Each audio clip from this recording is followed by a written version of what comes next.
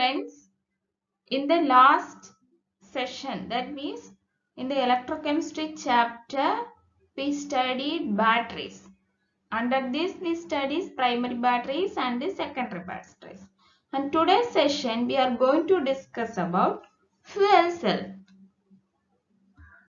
Fuel cell, galvanic cells that are designed to convert combustion energy directly into electrical energy are called fuel cell. The first fuel cell were invented by William Grew in 1838.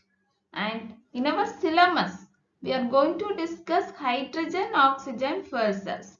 So, hydrogen-oxygen fuel cell was invented by Francis Thomas Bacon in 1932.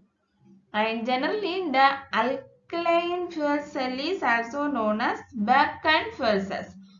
Hydrogen oxygen fuel cell was invented by Francis Thomas Bacon, but the Bacon fuel cell is not hydrogen oxygen fuel cell. It is alkaline fuel cell. I told a galvanic cell in which a chemical energy from combustion of fuels like hydrogen, methane, methanol is converted into electrical energy. In this type of galvanic cells, reactants are continuously fed to the electrodes which react to produce electricity and formed or continuously removed from the electrolyte. So, fuel cell is highly efficient when we compare to the efficiency of thermal power plants, because in the fuel cells we get above 70% of efficiency, but in the case of thermal power plant we get only 40% of power supply, and it also make pollution to the environment.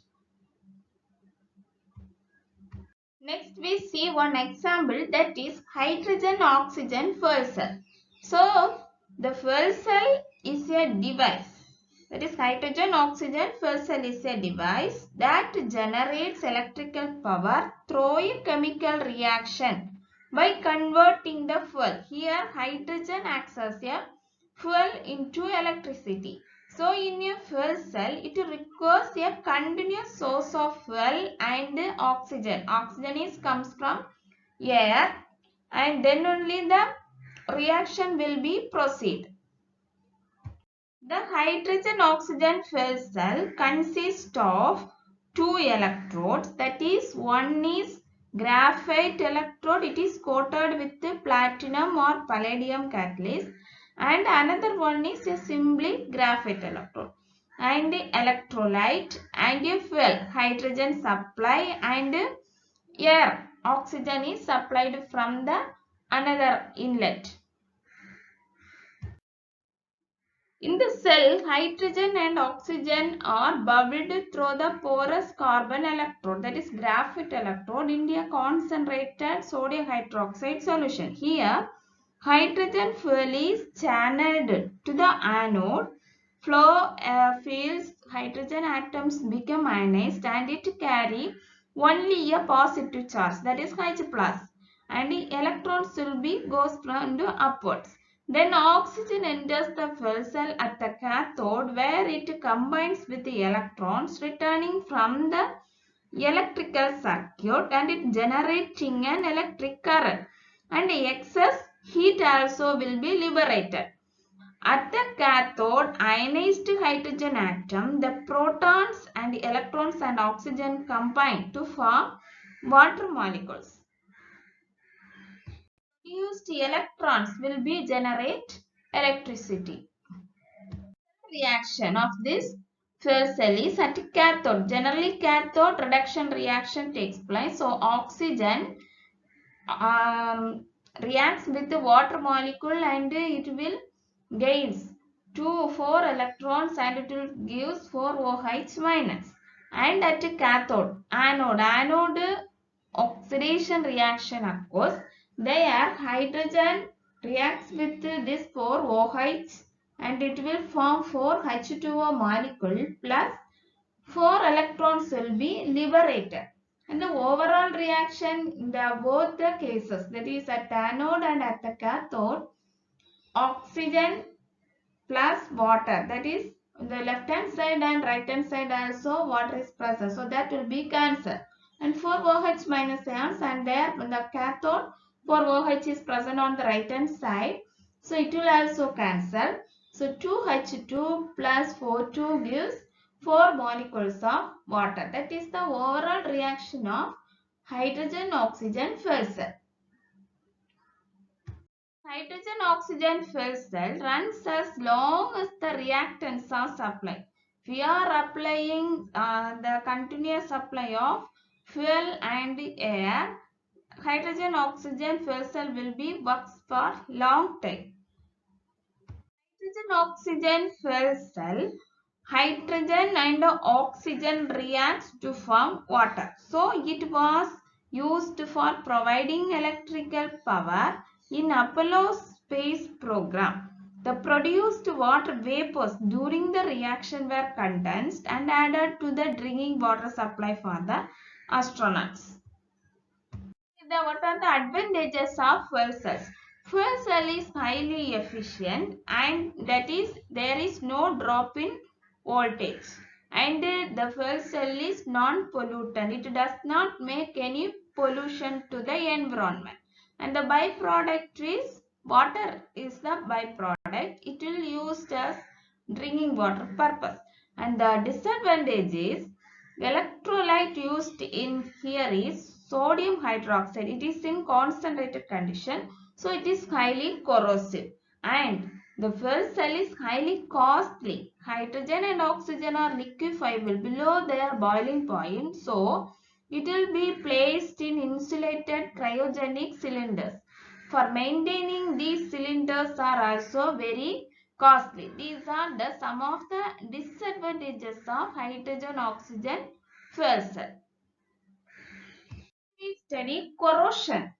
Corrosion is an electrochemical process in which a metal is oxidized to metal oxide or other salt of the metal by losing electrons to oxygen or other electronegative element, and forms a coating on the surface.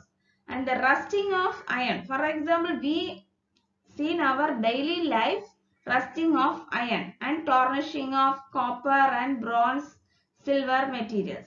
So the rusting of iron or tarnishing of silver surface, the surface of copper and bronze turn into green are some of the examples of corrosion. So what is rusting or corrosion? It will occur in the presence of water and air. The place of iron object where rusting takes place, it will act as anode. So generally we studied in the anode oxidation reaction occurs. So oxidation reaction occurs in the anode. So this is the place at which oxidation reaction occurs and iron oxide will be formed. Here the electrons release at the anodic spot and it will be moved through the metal, go to another spot on the metal, and reduce oxygen in the presence of H plus, which is available from H2CO3 form due to the dissolution of carbon dioxide from air into water. This spot behaves as a cathode. Now we see the cell reaction. Anode, there iron metal 2Fe, it will be converted into Fe2 plus and it will be liberated. 4 electrons will be liberated or loosed. And at cathode, their oxygen reacts with H plus and it will absorb that 4 electrons to form water molecule. And the overall cell reaction is 2Fe plus O2 plus 4H plus. It will give 2Fe2 plus and 2 molecules of water. In the case of anode, their electrode potential of iron is minus 0.44 volt. And in the case of cathode, their electrode potential of hydrogen, oxygen, water, it is 1.23 volt, and the overall electrode potential of the cell is 1.67 volt. Here the ferrous ion obtained or further oxidized by atmospheric oxygen to ferric ion, which comes out as rust in the form of hydrated ferric oxide, that is Fe2O3.X H2O, and with the further production of H plus ions. And the cell reaction is 2Fe2 plus 2H2O plus half molecules of water to form Fe2O3 plus 4H plus. Here generally we are saying iron reacts with oxygen, that is moist air. The moist air contains oxygen and water. So iron, that is formula Fe plus 3O2 plus 2H2O, it will give rust, Fe2O3H2O. Next we see how can we prevent this corrosion. Prevention of corrosion helps in preventing accidents such as bridge collapse for failure of a key component. Corrosion causes enormous amount of damage to buildings, bridges, ships, and to all objects made up of metals, especially iron. And to prevent corrosion is to prevent the surface of the metallic object to come in contact with the atmosphere, and this can be done by applying some paint or some chemicals such as bisphenols on the surface of the metal, so that the surface does not come in contact with the atmosphere. The next case is to cover the surface by coating the metal surface with the inert metals like zinc, tin, etc. This kind of electrochemical method is to provide a sacrificial electrode of another metal like magnesium and zinc, which corrodes itself but saves the metal objects. Friends, in this video we studied fuel cells and corrosion. Probably I completed the electrochemistry chapter. If you like this video, please subscribe my channel. Thanks for watching.